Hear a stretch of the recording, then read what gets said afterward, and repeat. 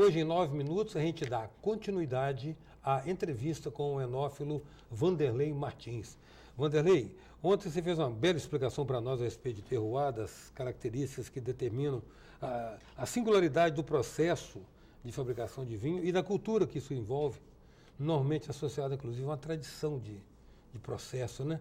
Agora eu estou querendo saber de você alguns dados que estão mais constantes, que o mortal comum como eu vê na garrafa e às vezes boia, não está entendendo exatamente o que aquela informação está dizendo. Por exemplo, quando você fala cepa, está falando tipo de uva, né? Sim. Então quando você combina 3 cepas, o que está se procurando ali? Está procurando o melhor de cada uma? Fala, esse aqui é 60% Cabernet, 40% Carmener, por exemplo. O que está se buscando com isso? Quando você faz isso, realmente você está procurando o equilíbrio entre todas elas. Vamos falar de Bordeaux, onde as uvas principais, Cabernet Sauvignon, Merlot, Cabernet Franc, Malbec e Petit Verdot, por exemplo. Cabernet Sauvignon, todo mundo não precisa falar que é uma uva com uma extrema potência, principalmente aromática, estruturada, mas não é uma uva, por exemplo, que tem uma cor tão acentuada quanto tem a Merlot.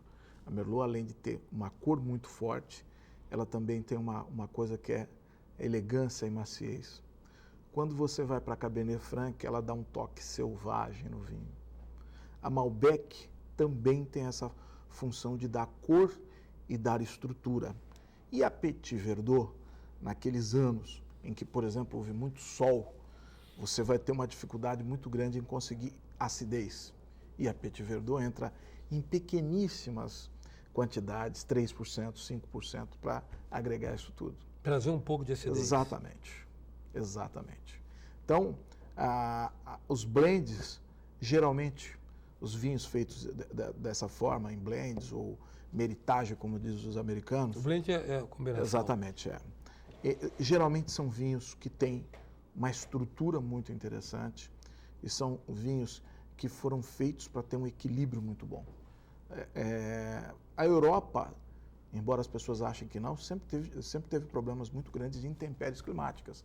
Então essa foi a forma que o agricultor descobriu de se poder fazer bons produtos todos os anos. Sim, senhor. Agora, e um vinho varietal? O que é um vinho varietal? O vinho varietal foi uma coisa criada muito, lógico que há exceções lá na Europa, mas foi criado muito no Novo Mundo, em virtude do cara não ter um terroir, nem uma região famosa, por exemplo. Eu estou falando a explicação histórica. Sim. A explicação técnica é o seguinte, varietal é vinhos feitos de uma só uva. Uma variedade. Exato. Mas no Novo Mundo, o que eu podia falar assim, olha, eu tenho... Não tinha como combinar. Um bom tinto do Vale do Maipo, lá do Chile. O cara olha para tua cara e fala, não quer dizer muita coisa. Mas quando você falava, meu vinho é um varietal de Cabernet Sauvignon que passou por tantos meses assim, madeira ou coisa parecida, ele já passava a ter uma outra ligação. Nos países latinos, como Chile e Argentina, essa questão varietal também está muito ligado aos vinhos mais simples. O varietal e o reservado, por exemplo, são sempre os vinhos de entrada. Primeiro vem o reservado, que é um vinho muito simples, para se beber no dia a dia, para se ter em casa, não para se guardar ou algo parecido, mas é um vinho para você servir num churrasco, numa festa, é o vinho mais simples. Depois vem varietal, acima disso, reserva, gran reserva, e aí começa os reserva de família. Aí cada casa faz a sua. É o chamado vinho prêmio e ultra prêmio, que ultra prêmio hoje são aqueles vinhos acima de $100, por exemplo, que são vinhos muito caros, raros e de produção pequeníssimas. Por falar nisso, um amigo meu que, bom, talvez se ele estiver assistindo esse programa, certamente ele vai estar ligado na conversa que ele gosta do assunto, mas ele fala que as melhores regiões de vinho do planeta são aquelas entre 50 e 70 reais do supermercado. Aliás, esse é um assunto muito legal. Eu, há pouco tempo atrás, recebi uma visita de um grande negociante de Bordeaux, chamado Salan. E ele me dava um dado muito interessante. Na França, berço da cultura do vinho praticamente, os vinhos nos supermercados eram apenas vinhos muito baratos. Hoje, 65% do negócio do vinho na França já é feito por supermercados. E é uma tendência. No Brasil, os vinhos não são mais baratos, porque todo mundo já sabe que os impostos são altíssimos. Mas eu te falo que se você for em qualquer país do mundo, na Europa, por exemplo, o vinho da pessoa, do dia a dia, até por ser uma coisa que ela consome todos os dias, regularmente, ela vende 2 a 5 euros. É o que ele bebe no dia a dia. No final de semana ele vai beber vinhos um pouco mais caros e tal. E a partir daí é só para os muito abastados mesmo. No Brasil, a gente consegue trabalhar bem, abaixo de R$30 consegue-se. Hoje consegue-se beber bons vinhos por uma coisa chamada escala.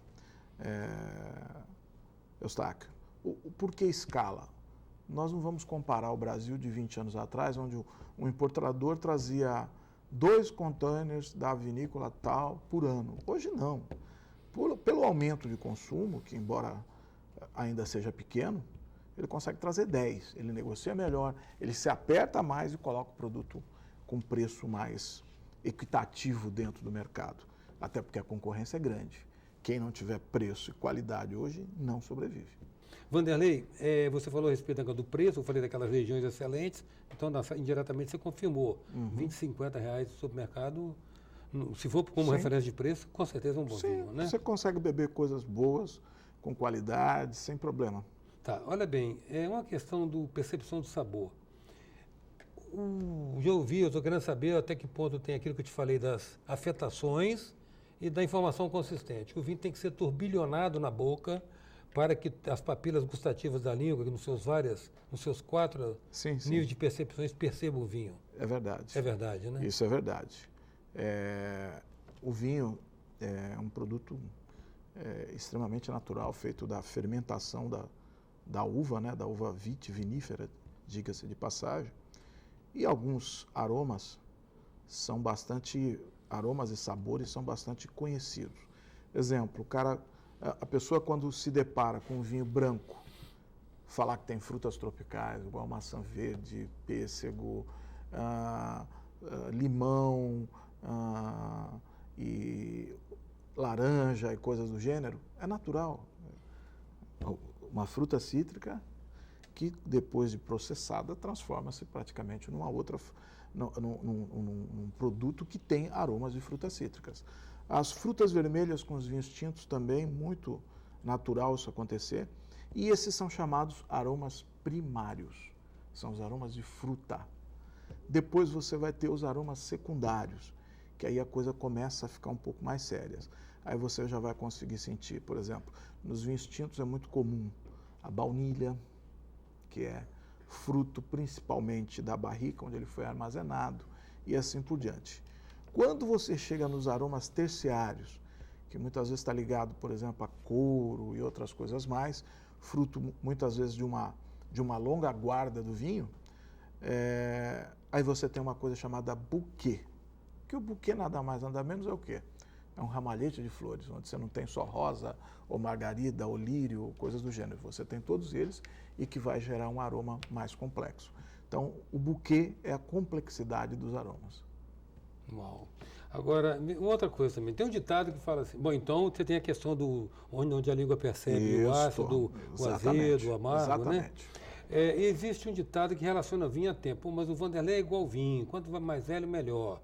E você falou de vinho de guarda. Ou seja, tem vinhos, então, que já existem, são feitos para um processo de envelhecerem. Exatamente. Outros não. Veja bem, ninguém vai comprar um varietal, reservado para querer guardar 10 anos, esquece. Vira vinagre. Vira, não tem porquê. Esse vinho, ele é feito para ser consumido rápido. Assim, quando você pega um vinho que tem screw cap, que é aquela rolha que tem uma rosca, na realidade, né, uma rolha metálica, ela está dizendo para você, me beba logo. Os vinhos de guarda são vinhos que têm, primeiro, lá no tratamento dele, lá na terra, ele já tem um tratamento diferente de um vinho para ser consumido rápido. Exemplo, ele vai ter uma produtividade menor do que um vinho para se fazer um varietal, por exemplo. Ele vai ter um tratamento diferente na vinícola. Exemplo, ele vai ter muitas vezes uma fermentação e uma maceração mais longa, que vai permitir que se troque muito mais, principalmente cor, álcool, para você fazer um vinho e taninos, para você fazer um vinho de mais guarda. Depois, eu estou para te dizer que 99% vai passar por uma barrica de carvalho, que pode ser para um vinho premium ou ultra premium de primeiro uso, como também pode ser para um vinho reserva, um gran reserva, que pode ser de segundo até quarto, quinto uso. Depois disso, ele ainda vai ficar mais pelo menos um ano na vinícola para sair à venda. E quando ele sai à venda, ele já sofreu uma micro-oxigenação lá dentro do processo todo, mas ele não está pronto. Ele vai demorar, dependendo do vinho, de 1 a 3 anos, outros de 3 a 5, outros até 10, e outros vão ser extremamente longa a vida deles, principalmente os grandes vinhos de sobremesa, Tocais, Sauternes, Porto e assim por diante. Agora, bom, você explicou por que o vinho é tão caro no Brasil, por causa da carga tributária, além do mais, a tributação é aqui sobre supérfluo, né? Ele não é tratado como alimento, como é nos outros países, infelizmente. Infelizmente. Agora, veja bem, do ponto de vista de percepção essa substância que é saudada como extremamente boa, revesterol, revestrol, né? Reverastrol, Reverastrol. Se eu não me engano é isso. Dizem que na cadeia, na ponta, está a Taná, depois vem a Merlot, e por sinal a Cabernet, desse ponto de vista, parece das mais pobres. Eu costumo dizer que é o seguinte, sabe o que é interessante nisso? Isso é para quem toma baseado no princípio da saúde, só da saúde. Mas se você avaliar a dieta mediterrânea, ela é muito interessante porque tem muitas pessoas que estão tomando vinho como remédio. Eu acho isso, sim, no ponto de vista interessante, mas eu acho que a gente tem que ter prazer com isso. E o prazer de tomar suas 2 taças de vinho por dia, 3 taças de vinho por dia, isso sim vai ajudar muito a sua saúde, vai ajudar você a viver melhor, dormir melhor, porque o vinho te ajuda, tudo isso. Bom, eu quero falar uma coisa para você, o seguinte, tem um amigo meu também que conhece um pouco de vinho, ou pelo menos tem muita informação, a diferença entre ter informação e conhecer. Se você não experienciar, né, é verdade, você não conhece. Mas ele confessa que melhor do que qualquer vinho é embriaguez, porque a embriaguez do vinho ela é mais leve, ela é mais socializante, ela estimula o convívio, a conversa, e por isso se diz, os mais radicais, que há mais filosofia numa garrafa de vinho do que num livro sobre filosofia. Você sabe que é uma verdade, né? Há muitas boas frases sobre o vinho. Há uma de Lili Boulanger, que eu não me lembro agora, mas é fantástica, né? Que ela fala que bebe vinho quando está triste, bebe vinho quando está feliz, bebe vinho quando acorda e também quando vai dormir e assim por diante. O que eu posso te falar sobre o vinho é que o vinho, eu vou te falar de um país que trata isso, cada estado, lá nos Estados Unidos, cuida de uma forma, mas o vinho e a cerveja em alguns estados é tratado como bebida da família. É aquela que você pode vender dentro do supermercado. Os destilados e tal, vai para uma liquor store, onde o cidadão tem que mostrar documento e assim por diante. Quando você lembra de vinho, eu falo que a maior imagem que você tem é uma imagem da Toscana. Uma família sentada num jardim, as crianças brincando, as pessoas em volta de uma mesa, com várias garrafas de vinho, várias taças, no convívio social da família. Essa é a imagem que o vinho traz. Quando você pega um destilado, a imagem que você tem é de um pub inglês. O destilado é uma bebida forte, realmente, a gente sabe. Mas quando eu penso em vinho, eu fico me perguntando por que Jesus escolheu exatamente o vinho para fazer o primeiro milagre. E há mais de 150 citações na Bíblia sobre isso. Não, mas fundamentalmente, por que foi escolhido exatamente o vinho para ele operar o primeiro milagre? E é tão bom que até ele gostava, né? Vanderlei, muito grato pela sua disponibilidade de estar conosco esses 2 dias aqui nos ensinando sobre o vinho. Muito grato mesmo. Bom, eu que tenho que agradecer, eu acho que é uma oportunidade muito interessante. É um assunto muito vasto, eu espero que a gente tenha conseguido, pelo menos, tirar alguma dúvida que alguém tinha nesse espaço que eu tive aqui. Eu só tenho a agradecer vocês, a tribuna, e dizer que o seu programa, ele é de uma utilidade pública fantástica. E, mais uma vez, ele está provando isso. Muito obrigado. Grato. Em nome minuto a presença do nosso enófilo Vanderlei Martins. Até já. Sou passageiro do tempo, tentando entender